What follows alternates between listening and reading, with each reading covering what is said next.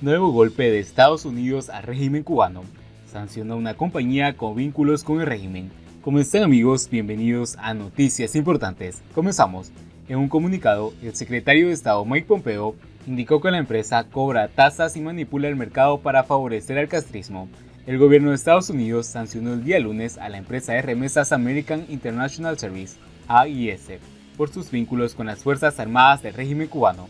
Los beneficios de estas operaciones benefician de forma desproporcionada a los militares cubanos, lo que fomenta la represión al pueblo cubano y financia la injerencia de Cuba en Venezuela, indicó el secretario de Estado Mike Pompeo en un comunicado a la hora de realizar el anuncio. En este sentido, el funcionario indicó que la población cubana debería poder recibir fondos de sus familias en el exterior sin que vaya a los bolsillos de sus opresores, y agregó: el pueblo cubano merece vivir en libertad y dignidad, capaz de prever para ellos mismos y sus familias. Estados Unidos apoya al pueblo cubano en su lucha para lograr esta visión y espera con entusiasmo el día que el sueño de libertad se haga realidad. En consecuencia, el gobierno instó a quienes envían remesas al país a que usen otros medios que no sean las entidades controladas por el gobierno, indicó el jefe de la diplomacia de Estados Unidos, Mike Pompeo. Fincimex ya había sido sancionada en junio de este año. Entonces, el presidente de Havana Consulting Group, Emilio Morales, detalló el entramado mediante el cual las Fuerzas Armadas se quedan con la vasta mayoría del dinero enviado a través de ese canal. La cifra, aseguró, rodeaba el 95%. Morales explicó que pese a que los emisores realizan envíos en divisas extranjeras, estas nunca llegan a la isla, son depositadas fuera de ella y al receptor se las entregan en pesos cubanos convertibles, CUC, los cuales están atados a una cotización del dólar estadounidense. Además, recordó que el régimen impone un impuesto del 10% por la conversión. Cuando se envían $100 se piensa que ese dinero llega. Sin embargo, las personas solo reciben 87 CUC por el impuesto, dijo Morales, y agregó: además, estas monedas solo pueden usarse en las cadenas minoristas en Cuba, donde se puede comprar determinados productos que tienen un gravamen del 240%. Al sumar el impuesto de la conversión y los gravámenes artificiales en las tiendas que aceptan CUC, explicó, las Fuerzas Armadas cubanas se quedan con casi 75 por cada $100 que se envían a la isla. Ese sistema, indicó el titular de Havana Consulting Group, ha llevado a la proliferación del envío de dinero por vías informales, donde las personas viajan a Cuba y lo entregan personalmente. Es la única vía que garantiza la entrega en divisas convertibles de verdad, expresó, haciendo referencia al hecho de que las CUC no son aceptadas fuera de la isla. La medida llega 3 días después de que la administración de Donald Trump anunciara nuevas sanciones contra el sector turístico cubano, prohibiendo que los estadounidenses se alojen en las propiedades pertenecientes al régimen castrista. También anunció restricciones en la importación de cigarros y licores. El canciller de Cuba, Bruno Rodríguez, respondió a las medidas con un mensaje en Twitter. En concreto, denunció que las autoridades estadounidenses recrudecen el bloqueo para intentar manipular a los electores de Florida. Rodríguez hacía referencia a las elecciones presidenciales en Estados Unidos, donde el estado sureño jugará un rol clave para inclinar la balanza, al ser uno de los pocos territorios donde no está claro el candidato que alcanzará los 29 votos para el colegio electoral en ese territorio. La comunidad cubana jugará un rol clave a la hora de determinar el resultado.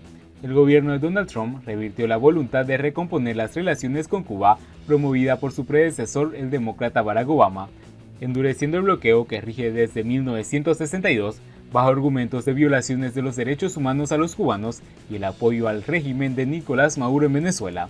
En el marco de esas sanciones, también restringió el envío de remesas a Cuba, al prohibirles a los familiares de funcionarios cubanos e integrantes del Partido Comunista y limitarlas a $1,000 por trimestre por cada persona en el resto de los casos.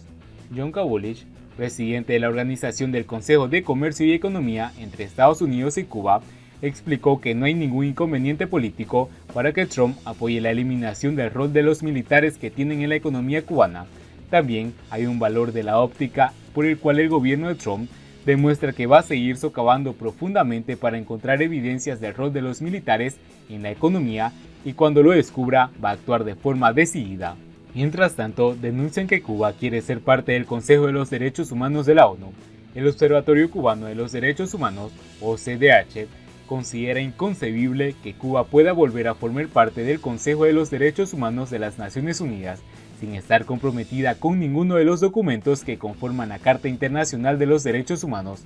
El ministro de Asuntos Exteriores de Cuba, Bruno Rodríguez, anunció en febrero pasado que el país aspira a ocupar en octubre próximo uno de los 47 asientos del Consejo de los Derechos Humanos para el periodo 2021-2023. En relación con la postulación de Cuba como miembro del Consejo de los Derechos Humanos, es importante señalar la poca implicación jurídica vinculante del Estado cubano, tanto en el derecho internacional como en su ordenamiento jurídico interno, según un informe de la OCDH.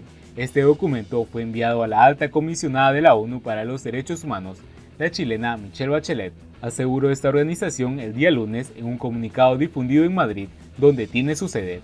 Como ejemplo, el observatorio cita los pactos internacionales de 1966 de los derechos civiles y políticos y los derechos económicos, sociales y culturales que fueron firmados en 2008, pero transcurridos más de 12 años, el Estado cubano no ha procedido a ratificarlo, lo cual implicaría ajustar el ordenamiento interno a sus prerrogativas, asegura.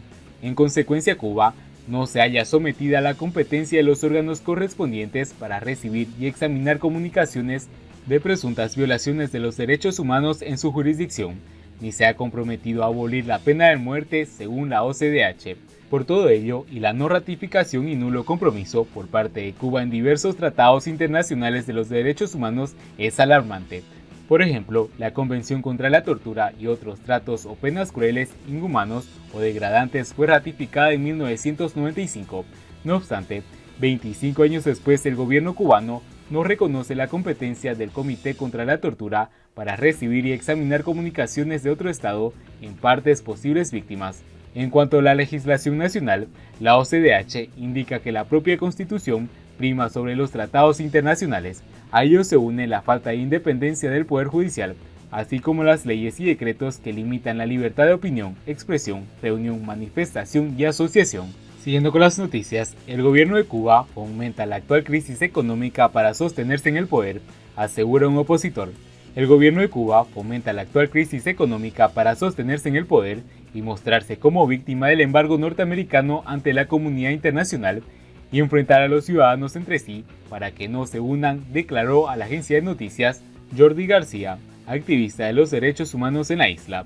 La crisis es creada por el gobierno con una motivación, un matiz político, porque es necesario justificar su discurso contra el embargo y basar en eso su política exterior, argumentó el opositor. A su parecer, en estos momentos, en Cuba existe un retorno a las políticas fidelistas, diferentes a las que impulsó el gobierno de Raúl Castro, y es por eso que la reaparición de las brigadas de respuesta rápida, medida de coste stalinista y paramilitarismo, adquieren relevancia el día de hoy. Hay un concepto generalizado, contrario al gobierno, propiciado por la crisis que hay, y eso ellos lo saben y no tienen otra alternativa que enfrentar a los ciudadanos para que no se unan, apuntó García. Para el activista de los derechos humanos, en Cuba existe un visible descontento popular que se puede observar en las calles, las colas y los medios de transporte. En medio de la crisis social, la represión ha aumentado y son muchas las medidas aplicadas por el Estado cubano, algo que según el opositor no impediría que la población se detenga porque nadie se resigna a pasar hambre. Estas declaraciones ocurren en medio de un momento polémico en el cual el Estado cubano intenta mostrar a los coleros como los responsables del desabastecimiento en las unidades de comercio del país, independientemente de la moneda que se compre. Para ello, movilizó a un considerable grupo de personas en todo el archipiélago, con el propósito de evitar que la minoría acapare los turnos para comprar alimentos u otros productos de primera necesidad. Sin embargo, algunos cubanos consideran que no es más que el resultado de la incapacidad del gobierno para suministrar todo lo que demanda la red de comercio y que por lo tanto el objetivo es desviar la atención del verdadero problema. Desde la prensa oficialista se han encargado de demonizar a los cubanos y cubanas sin reparar que las carencias en Cuba es el resultado de un problema sistemático a causa de la economía centralizada y estatal y que no da espacio a la iniciativa privada y al enriquecimiento individual. Y bien amigos, así vamos terminando las noticias importantes del día de hoy. Espero que las noticias hayan sido de su agrado. Nos ayudarían mucho compartiendo el contenido y así poder informar a muchas más personas. Muchas gracias por seguirnos, no olviden suscribirse y nos vemos en el siguiente informe.